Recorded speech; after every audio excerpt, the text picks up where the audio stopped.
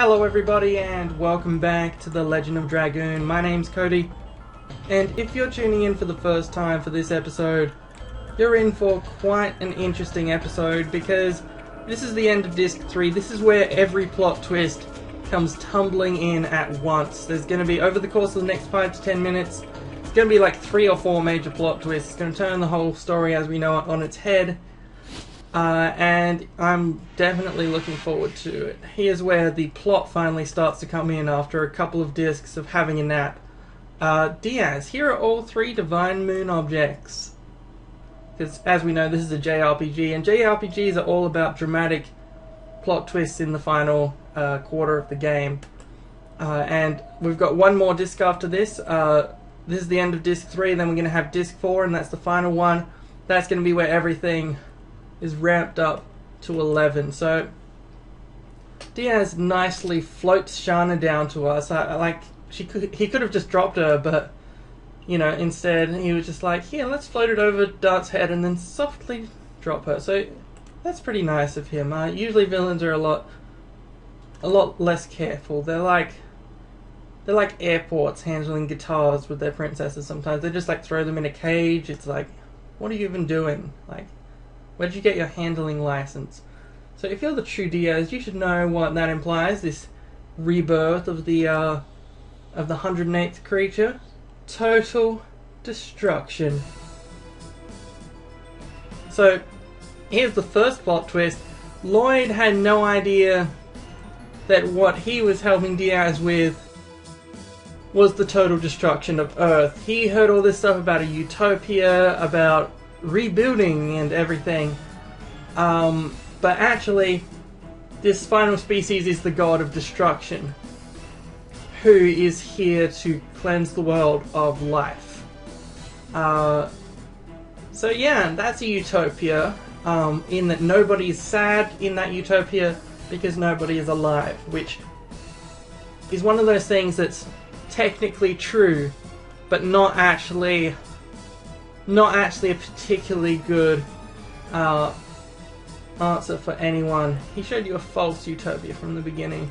Right, now Lloyd's not going to stand for this.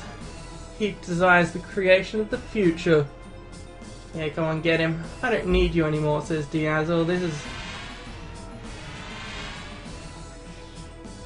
You know it's bad when Lloyd, he's been so strong that we've been chasing him for the entire game. We've barely defeated him with a team of our like 7 people. And he just got one-shotted by this guy. I don't need to hide anymore. You ready for plot twist number 2 and 3?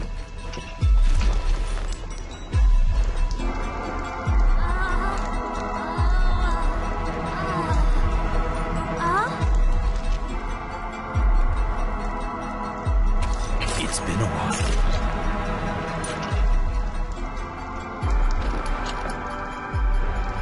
Rose, Dart.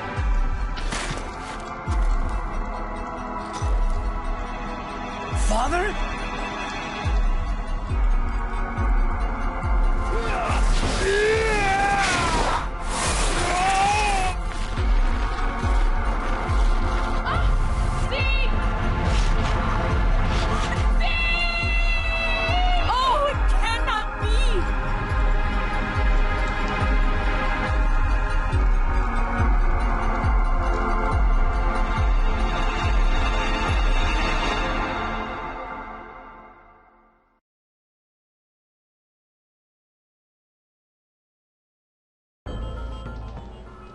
So, yeah, this guy who was calling himself Emperor Diaz was both Dart's father, who had apparently died in Neat 18 years ago, and also Rose's lover from 11,000 years ago.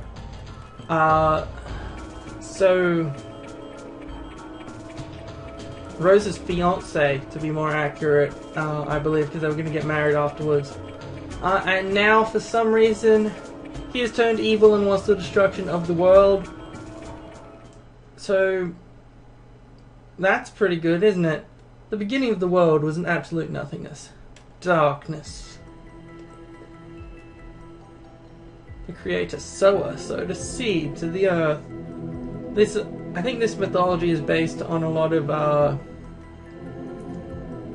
there's various mythologies that deal with like trees and things. I think it's Norse mythology that has the like great tree that like supports the entire world or whatever, isn't it?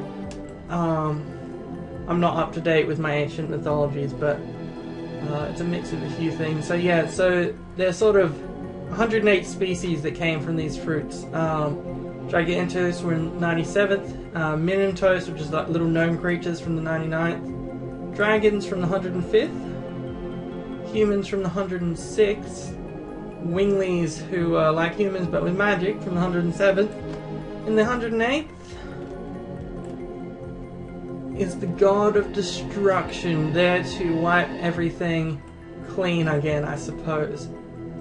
Which is kind of ironic because I'm not sure how much they intended this, because you never know with Japan, because they just mix and match mythologies. Like you see that in anime or whatever. Is like you watch like Evangelion and that kind of show, and it's like here's like 30 Christian symbols that are just thrown in there for the for the joy of, because they think it's cool. Like the same way that people in America have like Chinese words tattooed on them, even though because they get told it means water or something. That's what Japanese people do with like Christianity and that sort of thing. So I'm not sure how intentional the the Noah and the flood biblical story and the sower wanting to wipe away and start over Legend of Dragoon story is, but similarities are there.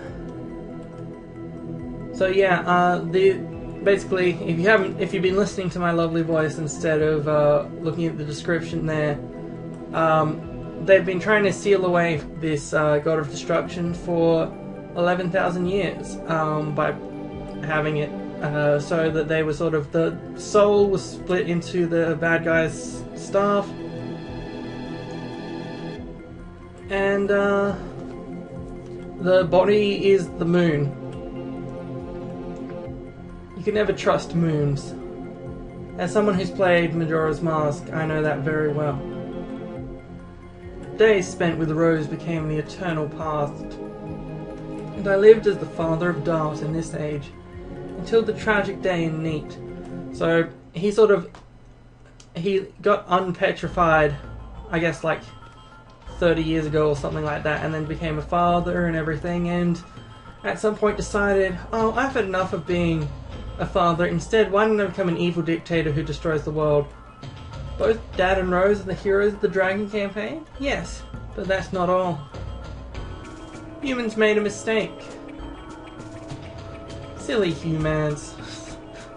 Whenever I see the word humans now. Destroyed the crystal sphere, which was the container of the soul, along with the royal capital Cadessa. The Mirage embryo, the god of destruction, was exultant. It could now be born. The free soul released from the crystal sphere started to wander, in order to go back to the body left in the moon that never sets, to be born as the last god, and to destroy the world. The soul without a body possesses a human body, and heads for the moon that never sets, by repeating the transmigration every 108 years. Who here remembers the phrase 108 years? That's right. Soul of God of Destruction is the Moon Child. Truth of the Moon Child in the legend. So that's plot twist number 4 or so this episode, if you're keeping count. So the Moon Child is not in fact going to give a holy blessing to the world unless you count total genocide as a holy blessing. So then that puts something else in perspective, doesn't it? If there's a black monster whose job it is to wipe out the Moon Child, how bad really is that black monster? In order to deter the birth of the god of destruction, she has had to kill the Moon Children by stopping her own time. She was even called a demon. That is the true self of Rose, the black monster.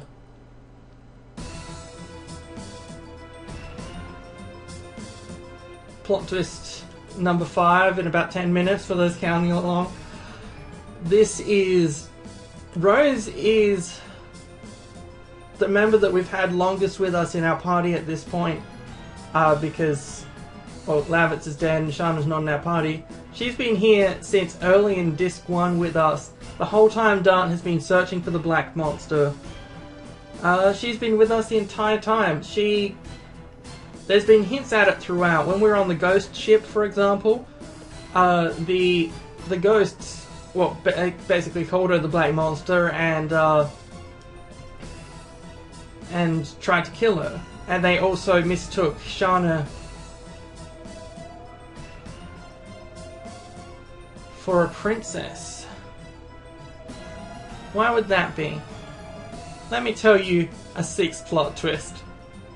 Rose, you thought the Princess Luvia you killed 18 years ago was the Moonchild, but it's not true. Luvia had a twin sister. Anyone know what her name is? Shana is the Moonchild. Shana is the soul of the Virage embryo, the god of destruction. So now we know why Shana glows and why she keeps waking up Virages. It's because she houses the soul of the ultimate god of destruction. So, now, if you watch through this whole series again now, you'll look at basically every major event differently. Rose tried to kill Shana. It's getting serious now. That ghost ship apparently gave like 12 clues that you only really notice when you're going back through it a second time. But yeah, this episode turned everything about the game so far on its head. Yes, fate desires it. Dad, wait. We'll wait for you in the next disc. Be sure to tune into disc 4 where things get pretty serious. I will see you then.